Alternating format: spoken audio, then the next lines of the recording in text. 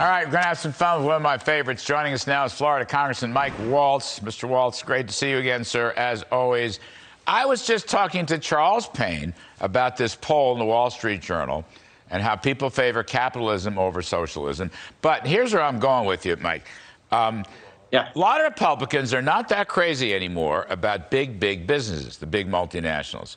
And, you know, That's right. I think we have grown weary of the wokeism in the boardroom. You got a guy, first of all, Jamie Dimon, who is a friend of mine, and he's a great banker.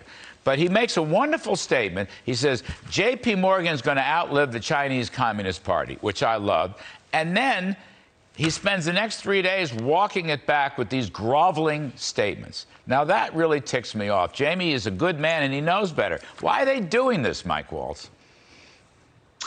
You know, I think the American people is reflected in that poll, and certainly Republicans. We're just sick and tired of the hypocrisy, right? I mean, you know, we have these big corporations that are padding their balance sheet by spreading this woke ideology and marketing that, and they want to highlight people like Kaepernick, Nike does. But then when it comes over to China and it comes to their balance sheet over there, they're perfectly willing to turn a blind eye. And, you know, when you take Airbnb, and I guess it's OK to have properties listed in Western China when you have a mass rape campaign of women, as defined by the State Department, then it's OK. So I think American people see through it. Jamie Dimon should be ashamed of himself.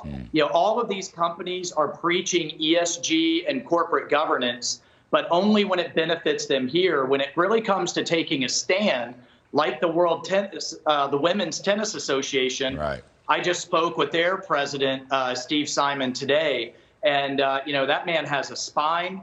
They're taking a stand. They're walking away from a lot of revenue potentially, and you know, the American people see through it. They really do. Yeah, you know, that guy, the head of the WTA, the whole WTA, deserves, you know, 10 presidential medals of freedom for what they've done. You're right. They have a real spine. I mean, look at Jamie. I think Jamie Dimon is a good man, but I think he totally bungled this. Whatever his motives are, he just bungled it. Why not be a patriot? You know, the other one, Mike, that blows me away is this Ray Dalio, who's the longtime head of Bridgewater. It's a gigantic, you know, fund of funds and algorithms and computers and all the rest of it. And he goes around conferences talking about moral equivalence between U.S. freedom and Chinese dictatorship. Can you imagine? Moral equivalence. We're just as bad as they are. No, we're not. Or says that the Chinese Communist Party are behaving like tough parents.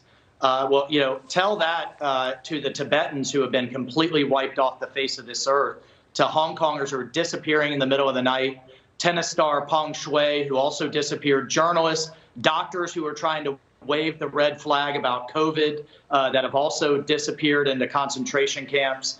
You know, it's sickening. And then the latest, Larry, is you have Disney self-censoring and wiping off any mention of Tiananmen Square or Taiwan out of its streaming services. I mean, it's really disgusting. And I want people to make money all day long, just like you do, but not at the point of our values and not at the point of our national security. That's it. Well said. Congressman Mike Waltz, thank you, sir. I hope to see you before the holidays, but thanks for everything you've done. Appreciate it.